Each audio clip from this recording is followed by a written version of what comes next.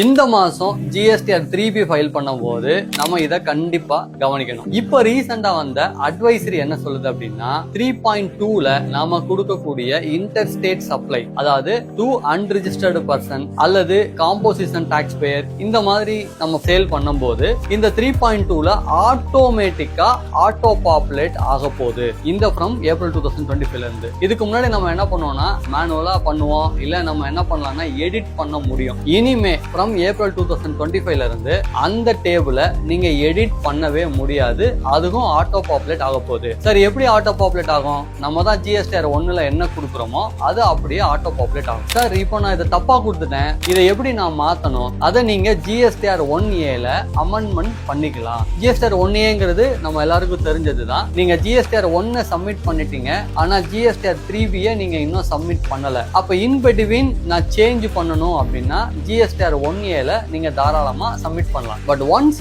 GSTR 3B நீங்க submit பண்ணிட்டீங்கன்னா உங்க ஜிஎஸ்டிஆர் 1A டிசேபிள் ஆயிடும். நீங்க அடுத்த மாசம் அமெண்ட்மெண்ட் தான் பண்ண முடியும். சோ 3B ஃபைல் பண்றதுக்கு முன்னாடி 1க்கு 2 தடவை 3.2ல ஆட்டோ பாப்புலேட் ஆன ஃபிகர் கரெக்டா இருக்காங்கிறத செக் பண்ணுங்க. அப்படி தப்பா இருந்துச்சுன்னா ஜிஎஸ்டிஆர் 1Aல அமெண்ட் பண்ணிட்டு அதுக்கப்புறம் நீங்க சப்மிட் பண்ணுங்க.